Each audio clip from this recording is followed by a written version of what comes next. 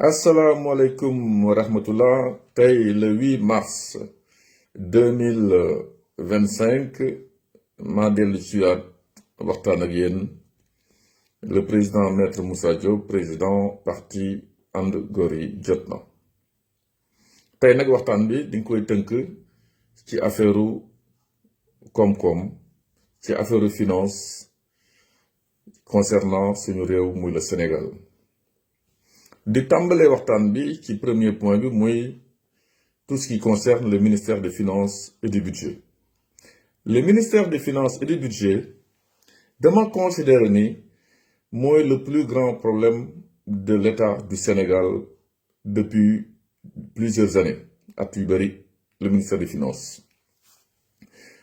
Premier exemple bu may jël ci loolu pour illustrer ko mooy le foncier. La gestion du foncier mooy lépp loo xam ne affaire suuf ak les domaines les impôts et les domaines ñëpp xam nañ ni lépp loo xam ni teeru état bi la ñi ngi koy gérer ministère des finances li nga ko jox ko plus précisément les domaines. yéen a ngi rappelé wu que ay fonctionnaires des domaines des impôts jóg nañ fi ba nekk fi ay milliardaires. L'exemple le plus simple indiscutable mooy le cas de Tahibou Ndiaye buñ ko fàtte nga xam ne patrimoine am demoon nañ ko bi estimé ko sous la CREI à plus de 3 milliards de francs CFA. loolu nag doy na waar. Cette république des inspecteurs bi nga xam ne moom la ñu dund depuis un certain nombre d'années illustré ko par li nga xam ne mooy les fonds communs. Fonds communs yi nga xam ne moo ëpp seen salaire ñu leen koy jox comme ça uniquement parce qu'ils sont des agents des fonctionnaires de l'État travaillant aux finances nga xam ne ñeneen amuñu ko. Ce qui est anormal, je pense que loolu war nañ ko seetaat dans un pays boo xam ni ces moyens ne sont pas terribles. su may wax ministère des finances les inspecteurs ak le foncier damay rappeler ni aussi que l'administration des douanes war nañu xoolaat aussi leur manière de gérer. C'est très opaque et que seen gestion war nañ ko gën a saytuwaat parce que ci foofu la ñu dépendre et que avantage yi ñu am war nañ ko xoolaat bu baax a baax qui ne dépendent pas du mérite. bu ma jógee ci côté administration boobu muy inspecteur la république des inspecteurs des impôts nga xam ne tey état du Sénégal foo laal inspecteur la foo laal inspecteur des impôts du trésor. jógee jàll ci douane bi damay wax tuuti ci ki nga xam ne mooy les emprunts surtout la dette publique. pour ñi génn mooy ñi nga xam ne ñoo fi nekkoon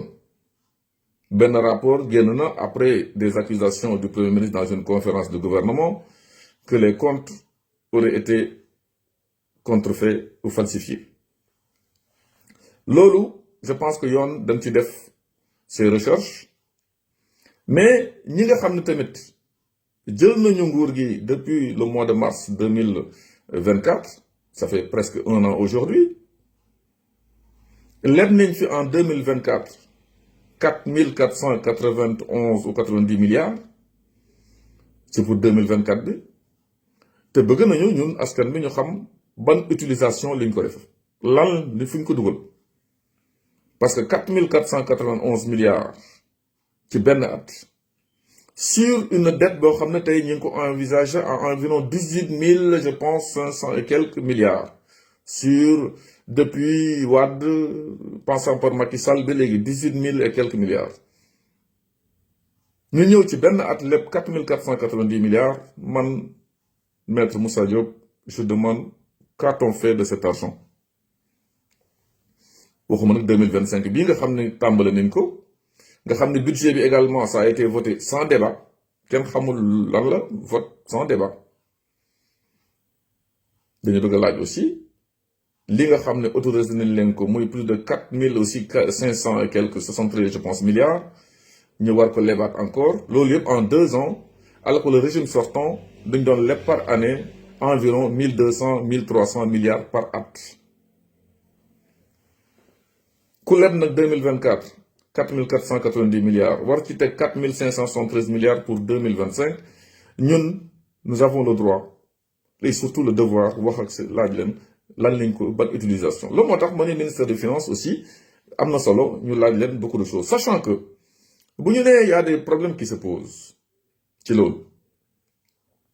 dañu waral wax fonctionnaires yi fa nekkoon y compris l'actuel ministre des finances monsieur Diba mais également l'actuel secrétaire général du gouvernement qui était à la BCEAO lu fay dugg lu fiy génn yëpp mënul umpu BCEAO démb il y avait rien à signaler les mêmes personnes disent aujourd'hui que il y a des choses à signaler alors que lu bëri ñoom ñoo ko validé ñoo ko laissé passer pas de kumba am ndey kumba amul ndey bu ñu def reddition de compte il faudra que tout le monde assume ses responsabilités man loolu laa gëm lu des li mooy rapport Cour des comptes génn na également génn def benn débat bu rëy au Sénégal boo xam ne ñii waxee nañu fii ñii waxee nañu fa rapport boo xam ne ba muy génn également lu ñu mës a def mooy gis nañ ko ci portail Cour des comptes rapport bu nekk diñ koy signé rapport bi kenn signé ko dafa mel am na ñoo xam ne ñu ngi daw seen responsabilité gis nañu aussi que les présidents de chambre yi nga xam ne waroon nañu réunir dans une affaire aussi solennelle benn président de chambre moo ci nekk lu des yëpp ce sont des conseillers loolu tamit laaj nañu leeral ko parce que c'est de nébuleux c'est quelque chose boo xam ni on ne comprend pas gis nañ ci biir rapport bi ñu ne le patrimoine bâti de l'État dañ ko jël jaay ko alors après vérification on s'est rendu compte que loolu yëpp amul dañ ko dénk CGPA bi nga xam ne 100% état bi ko moom dërëm génnul gaal gi disait le PCA de CGPA maître Abdoulaye Tine dans une émission à la TFM dërëm bi génnul gaal gi mooy jaay amul en droit loolu tamit war nañ ko remarquer dans ce rapport ensuite boo demee à la page 26 du rapport concernant toujours les finances parce que tey finance li ñuy wax nañ les disponibilités de l'État li ñu fa fekk méngeewul ak li ñu fa bàyyi woon bon après enquête de la Cour des comptes et interpellation des banques gis nañu fekk nañ fa au lieu de ay 173 milliards mais fekk nañ fa plus de 278 milliards donc li ñu fa fekk ëpp na li nga xam ni moom la nguur gi bees ki wax loolu yëpp day indi ay jiixi jaaxa mais tey bu ñuy wax ci finance également parce qu'on ne comprend plus cette grande pagaille là dans les finances ay inspecteurs muy impôt muy trésor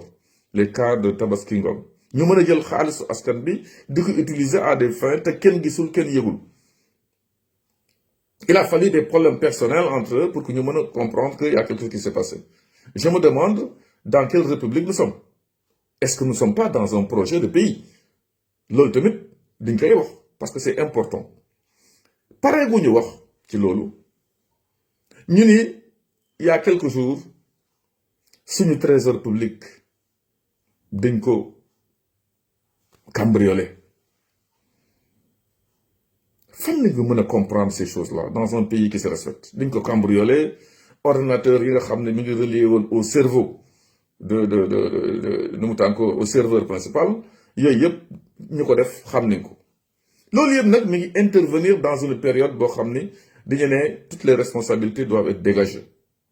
sur xaalis bi nga xam ne fay nañ ko ay nit y compris ñoom Farba Ngom ñoom Tahirou Sarr parce que ce sont les dossiers les plus médiatisés je ne veux pas citer les gens yoo xam ni kenn tudd leen même si su fekkee ni ils sont dans ces dossiers-là on ne peut pas comprendre que ñii ñu accusé leen d'escroquerie ñii ñu accusé leen de blanchiment ñii de complicité mais où sont les auteurs des faits ñi nga xam ne ñoo def